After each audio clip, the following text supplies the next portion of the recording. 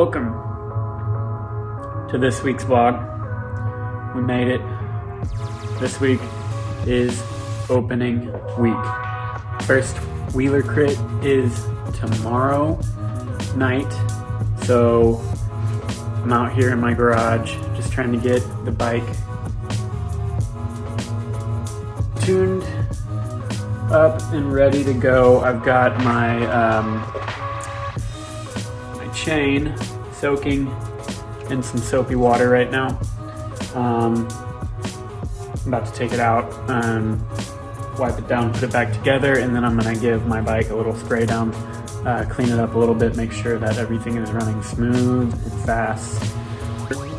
So yeah, I'm looking forward to taking the first turns tomorrow. It's going to be kind of cold. It's supposed to be a high of like 50 tomorrow, so that'll be, something to deal with, but see how it goes. I've been feeling all right on the bike.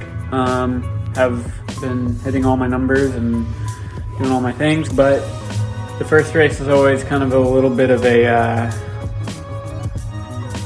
experiment. You never really know where your nerves are at until you are a few corners in. We'll see how it goes.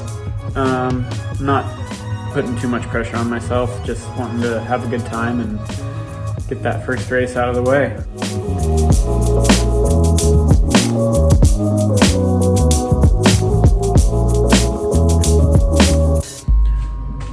All right, we got the bike ready to go.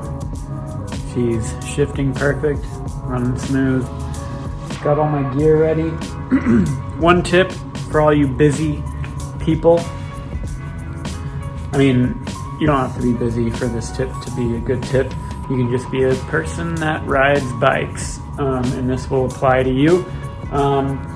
If you got a race tomorrow, particularly if it's like a weeknight crit, where you're gonna have to get up, get yourself ready for work, go to work, do a full day, and then rush over to wherever the crit's happening and get ready on the fly, make sure you do your checklist the night before. Can't tell you how many times I've woken up, gone through my regular routine, and been like 15 minutes till I have to walk out the door, and then thought, I gotta get my bike ready because I got a race tonight. This way tomorrow morning when it comes time to leave, I just grab my bike, throw it on the bike rack, and I'm on my way. Yeah, I'm gonna go get my clothes ready, and then I'm going to lay down and probably just fall asleep or something like that. So we'll see you at the race tomorrow. What's up, everybody, and welcome to the 2023 Wheeler Crit season. This is week 1. If you're watching this, it's obviously past week 2 because I'm late in getting to everything. I don't know exactly how I'm going to do these throughout the year. To be honest, straight off the bat, there's not a whole lot to show in this race. It wasn't a great race, for me, at least. So I'm probably just going to do a quick voiceover in the middle of the vlog for this week. However, in the future, I would like to have the whole recap be more of its own video, I guess, as opposed to in the middle of the vlog. I want to make sure that I allow the vlog to be a vlog instead of just a race recap. So, but yeah, let's dive in. Really, most of the action has already happened. As you can see, I was pretty far back to start off with. So right off the bat, I was just having to close down these gaps, and I was pretty much going flat out from the start. And that probably lasted the first 3 or 4 laps where I was just, okay, I'd pass one guy and I'd have to get up to the next guy and then immediately start thinking about getting ahead of him. So it was a pretty rough race, and pretty quickly into it, I just realized that I did not have the fitness that I thought I had. I know I'm fit right now. I know I'm hitting numbers that I expect to hit when I'm going well. However, there's just a different type of fitness that you need for crits that I really haven't been training. And so that's what I love about Wheeler. You come out and you learn something about yourself, and then you go back to the drawing board and you try it again next week, and no big deal. So yeah, here I am, just trying to get back up to the group, and you can see that like the gaps are pretty big. There's another guy pulling off and having people come around him.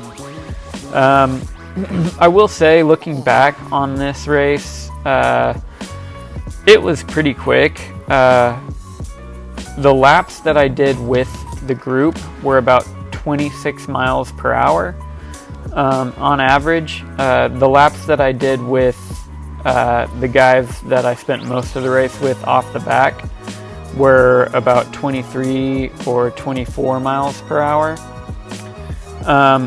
And then I also kind of peaked in on some of the guys I follow that were in the C race, and their laps were about 22 miles per hour. So I feel like I'm plenty fit, you know, like I could be in the C race and just be relaxing and then like picking my moments and attacking and having fun and all that kind of stuff, because I can just flat out with two other guys rotate and average a higher pace than the entire group of C racers did.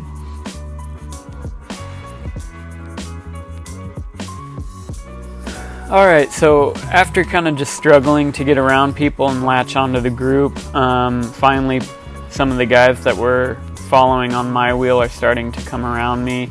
See Ramon, he decides that he's tired of me starting to fall off the back, and he comes around me. And then same with the guy from the Brick Squad. It's either Lionel or Joel, I'm not really sure which one. And then I'd just been going flat out, I felt like, since the beginning of the race. So right here you can just see me pretty much just give up and fall off the back. I went through one corner, and then the chase group pretty much caught on to me. So Mason Hefner was leading them. Brad here is in front of me in the OKC Velo bibs. And I think Matt Estes is also in this group. So I'm thinking maybe we'll just rotate together. But pretty quickly after I get in this group, the group up front slows down and they're not too far ahead, and Mason decides he's just going to try to bridge the gap. And I'm pretty sure he does. At least I never rode with him again. Again, I was still gassed at this point, just struggling to maintain the pace. He goes, and then pretty much everybody else that was in this chase group starts to chase on as well. Brad goes right here, and then I believe Matt's about to come around me.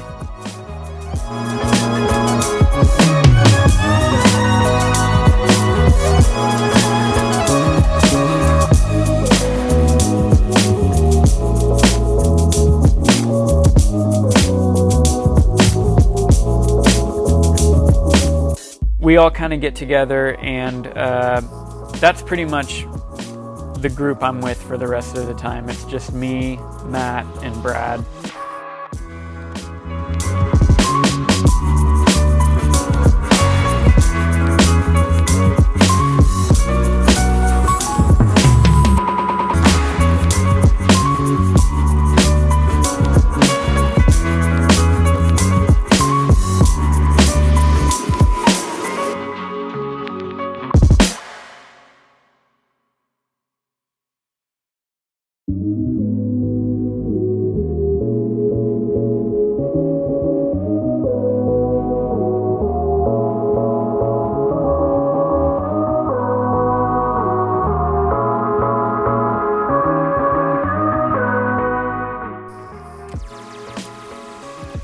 So about 30 minutes into the race, we've got about 10 minutes to go, and we are caught by Michael Gathers, who is off the front at this point, just crushing it.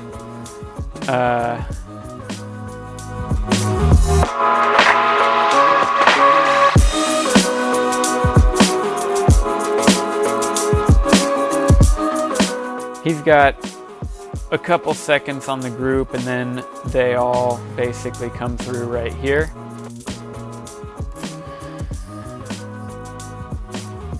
And it's just a few minutes left in the race. I think we'll probably see 5 to go here pretty quickly. But the tail end of the race comes around. Brian Kavanaugh's on the back of the race right now, and I decide I'm going to try to latch on and see if I can survive the rest of the race, just hanging on, taking corners and all that. And I last a couple laps.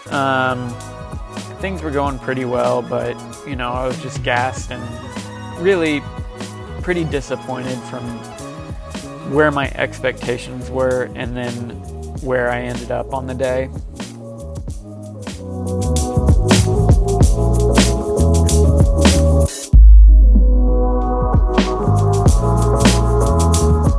So I lasted about 2 or 3 laps, and I'm not really sure why. I saw that there were gaps kind of opening up, and I gave a little bit of a dig, but didn't really have anything. I'm not sure if I was thinking I was gonna try to pass Brian or whatever, but as soon as I stood up and pedaled a little harder, I just thought, nope, that's it. That was everything that I had in my tank. And after that was all she wrote. Brad and Matt both come around me right here, and I don't have anything left to chase back on or do anything, so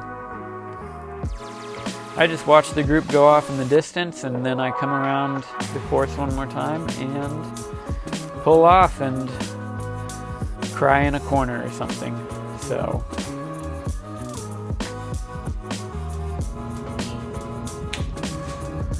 all right. So let's talk about Wheeler Week 1. Disappointing, to say the least.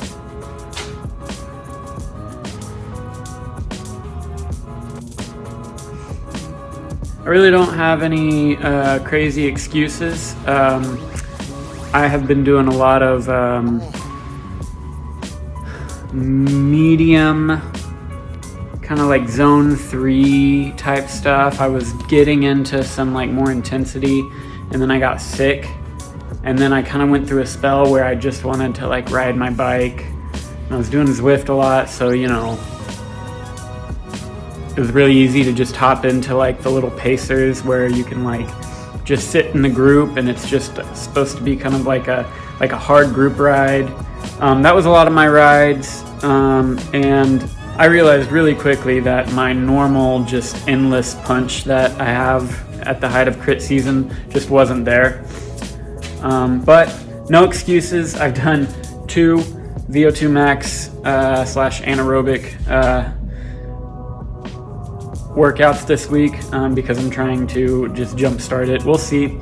I feel like I always do this. Every year I come out and have all these really high expectations and then just blow it the first week, and then the next week I come back out and I'm like, oh wait, no, yeah, I've got this. It's fine. I'm not as bad as I thought I was. We'll try it again next week. Hopefully it'll be a little different story. I'm going to try to start a little bit closer to the front. Theoretically, that'll help me just get into a groove right off the bat instead of just having to close gaps and do hard efforts for the first 5 minutes of the race until I blow up. But yeah, it's practice crit. It's fine. An update. So if you look behind me, I have my goals for 2023. One of them was top 10 at Wheeler. An update about that. they are not really doing points. So I don't know what my new goal is going to be. Crits, like, unless I want to travel a lot, it seems like crit racing is going to be difficult. So I don't know, it's really hard for me to just get in this mentality of like really taking them too seriously, because I don't know how often I'm going to be able to do them, and Wheeler seems like it's kind of becoming more of a practice crit as opposed to like just a local series that I can show up to and really pour myself into. Seems like more something that is just going to be a fun Tuesday night way to kind of sharpen my knife. But the problem with that is, for what? 3 Cintier Sunday races and Tulsa Tough. I'm going to have to rethink what my performance goal is going to be. It might just be that I feel good about myself, and I don't know. I'll think about it, and I'll get back to you. But yeah, thanks for watching. Be sure to like and subscribe, and I'll catch you at Wheeler Week 2 next week.